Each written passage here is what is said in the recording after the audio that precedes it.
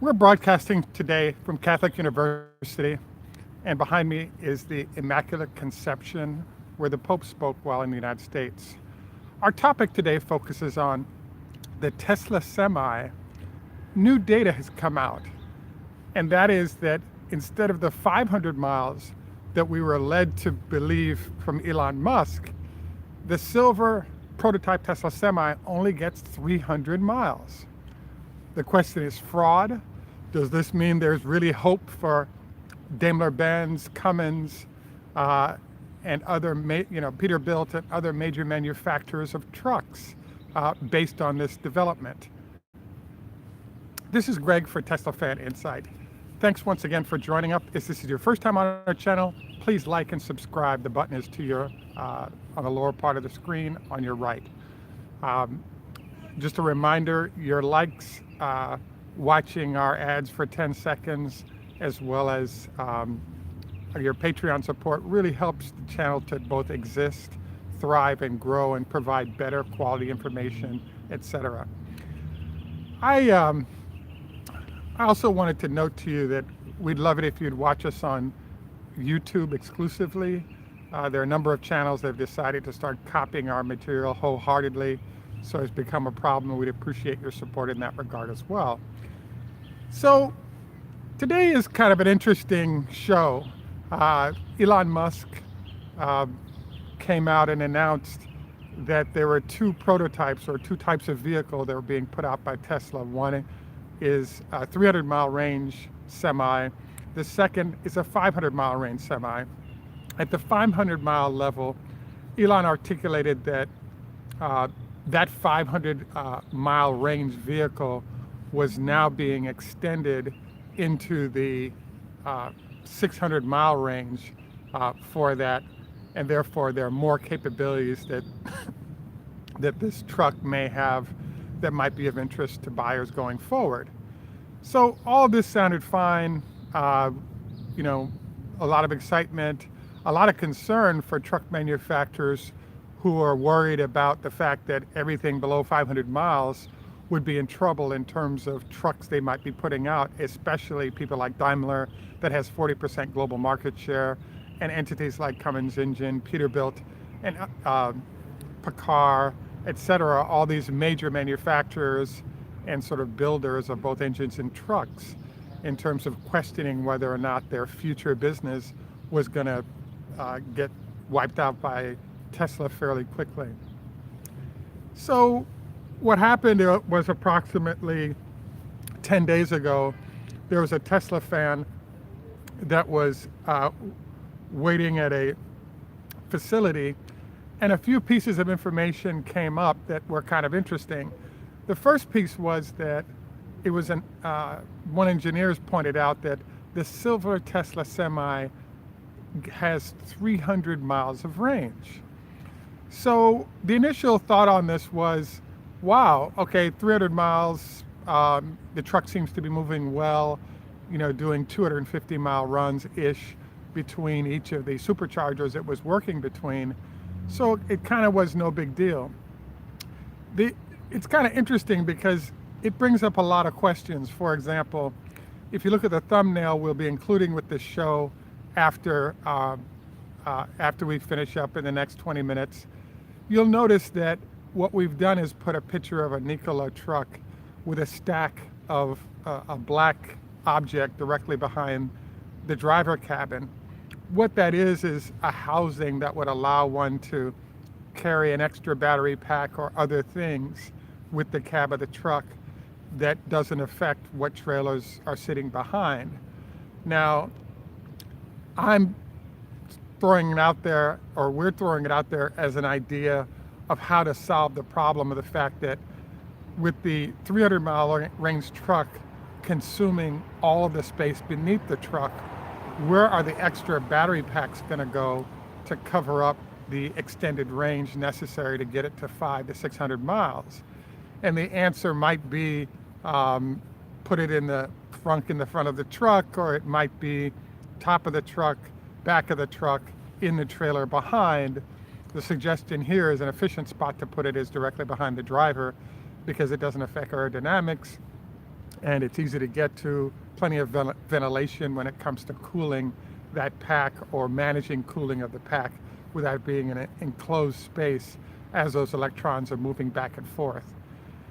Now, this is kind of interesting because the problem that pops up is that if you put it behind the driver in that position, there's a number of aerodynamic efforts made by Tesla to improve the aero of the truck. And it's possible that a gap that's created between the truck and the trailer could actually allow air to gather in that space. And now you have the problem of that wind resistance actually adding or reducing the mileage that the truck enjoys. So it's an interesting question as to where are all those battery packs going to go that help the truck to get to that 500-mile range. And some of our viewers have actually suggested that it could just sit in the trailer and therefore be, a good spot for it to go. That's possible, but there's a lot of issues with that as well, because in theory you could end up with major problems associated with cooling it if you don't have ways to ventilate that heat quickly. So I think probably that if it doesn't sit behind the truck, maybe sitting down below the trailer behind might make sense, because you still have air flowing beneath the truck that's part of the cooling process to make sure the batteries don't overheat. So the question that comes up, and we posed this question, is it fraud that the truck we thought was going to get 500 miles in reality only gets 300 miles? Well, yeah, you could kind of say that that's the case. The reality is that for non-buying consumers, we actually have been getting general information from Tesla on the Semi, but the information being provided to folks that are real buyers, I believe, is a little bit more intensive. So for those who are putting up the either $150,000 or $200,000 or $250,000 to get these trucks, they're being allowed to have engineers ride on those trucks to determine what all the actual specs are going to be. Those that are non-buyers don't have to worry, because your information flow is going to be limited, because Tesla wants to make sure it doesn't impact future activities, etc. So the answer is, I want to call it semi-fraud, as in semi-truck, as you might guess. And the reason I'm calling it that is that we were kind of led to believe that silver truck goes 500 miles. Now, there are a couple of other data points that we've been able to garner on the Tesla semi-truck that sort of imply that we should have known what the range of that truck was a while ago. The first of those is that, if you'll recall, in February of this year, we did a show on the Semi related to the fact that the truck left the Gigafactory in Reno, Nevada area, and it had to be supercharged in a place called Rocklin, California. So it turns out that travel distance is approximately 125 miles. So for a 500-mile truck, even though it had to go over a 6,000 level pass, that run should have been no big deal for a 500-mile range truck.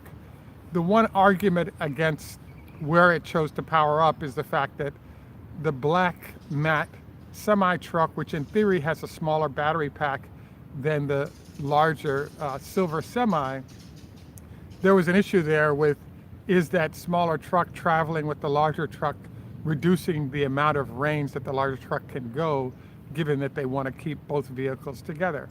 So as a result, we're looking at the possibility that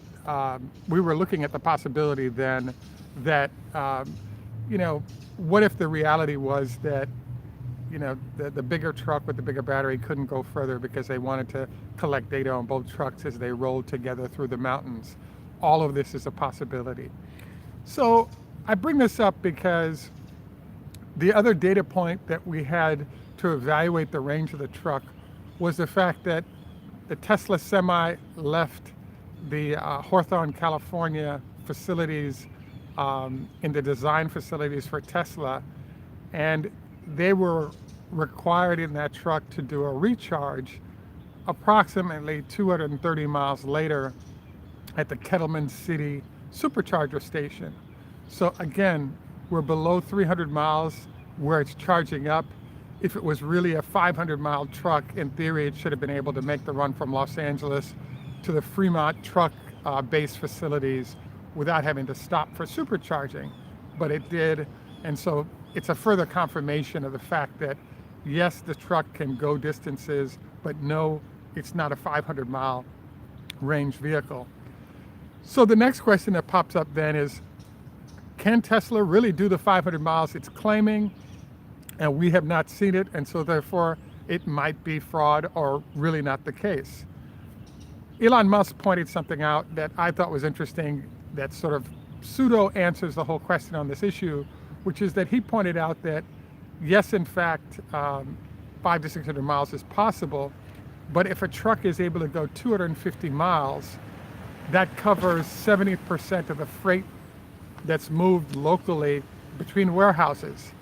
So as a result, one could argue then that even if the 500 miles is not available, there are a lot of happy customers who can do a whole bunch of things at 250 miles, on a 300-mile battery. That's plenty. And if and when Tesla chooses to go to the full 500 to 600 miles, that can be addressed later and not a big deal. We'll also remind you that the truck was able to easily move across the country on those 200-mile, between charge up, or 250-mile between charge up runs. And so therefore, it's another data point that suggests that that 300-mile range battery is sufficient to get the job done for now. And then one can explore longer range solutions as we go forward. The final thing that I wanted to cover when it comes to trucks, and as you can tell, we have the church behind us, and we're at the quarter hour, so hence we're getting the bells. So the final thing I wanted to cover on the trucks today is the fact that it is official. The Model 3 has now achieved 100,000 units of production. One of the things Elon Musk talked about prior to the production of this vehicle was the fact that Tesla is in an interesting position where there's about 100,000 units that were necessary to get to economies of scale, both on car production as well as on battery production. And that's probably been extended based on some of the hiccups that were experienced. But in general, it's exciting to note that we're now at scale on batteries where we can now expect the general numbers that are being experienced to allow Tesla to be profitable both on the Model 3, but also now that we've consumed 100,000 of the 400,000 reservation holders for the Model 3, we're getting closer to the point where Tesla will get through that list of 400,000 initial reservations and be able to start using battery packs to move on to the production of trucks. So I think that the news in general is good for Tesla right now. We're still waiting on the numbers for the first quarter, and production is going well on the Model 3, even if the delivery portion of the game has been blocked up a little bit. Now, there's one, we're at about 14 minutes right now. What we like to do on our show is typically answer questions at this point or come to sort of an ending point of the topic of the day and jump into some other aspects of what's going on with Tesla or the EV industry. And then the final part of our show is usually health recommendations of things that one might want to consider to be either gather information or vitamins, etc. So we've kind of entered that realm of the show right now. The one last thing I wanted to cover is the fact that we just finished a show regarding Bob Lutz and the fact that he's predicted Tesla's doom. The comment section that opened up on that show I thought were really educational, interesting, might be worth your time to visit if you get a chance. In particular, I was impressed by a gentleman named Cindy, who is a former auto executive who's shared some interesting insights into electric vehicles over the last 50 years and some of the unique aspects of those vehicles, as well as some general thoughts on the bankruptcy or doomness that's being predicted. The one thought I wanted to bring forward from that show here today is the fact that right now there have been a large number of vehicles that have been announced by a large number of competitors. Unfortunately for those competitors, those announced vehicles have not shown up yet, and we'll be able to do more evaluation once they A, show up, and B, the customers get to put major miles on them to see whether it's viable. One of our users did make the point that one of the problems with the e-tron and the other competitors is that by not having supercharger stations, there are a lot of customers that are being forced into slow charging, and without a viable fast charge network, there are a lot of customers that won't even consider those solutions because of the amount of time it would be consumed to screw around with slow charging abilities that they might have. So, you know, sort of some interesting responses there. Now, today's show, I typically include mental health professional suggestions from different folks. Today I happen to meet a psychiatrist who's a specialist in Jung, and she recommended a couple of the Jung materials at sort of at the end of his life, and I'll try to include this at the bottom of the show in terms of book titles for you to consider. One title that she agreed that she thought was pretty useful was called a gentleman named Viktor Frankl, Man's Search for Meaning. So a book recommendation I think you guys might find helpful. Also wanted to note that we're a proponent of healthy aging process and items to do so. So the first item I wanted to mention in that regard is I just finished doing 20 leg lifts on each leg with a 5-pound weight attached. The goal is to strengthen the quad muscle of the legs to help reduce the potential for any knee surgery or knee issues. The second is a good multivitamin. Many folks are suggesting an omega-3 once a day. I have to agree that I've seen it recommended and taken by a lot of docs, and some of our viewers are not thrilled by that, but I think it's a valid way to, you know, work on maintaining health. The final suggestion I was going to make today is that, and that it comes from kind of a urologist, a doctor who focuses on cancer of the upper respiratory system from Louisville University. He suggested that many people are very busy right now, so the tendency is to eat meals late and then jump in bed. The suggestion here was that you want to make sure that there's a 4-hour gap between when you eat and when you go to bed, because this gives time for the food to digest while you're standing up.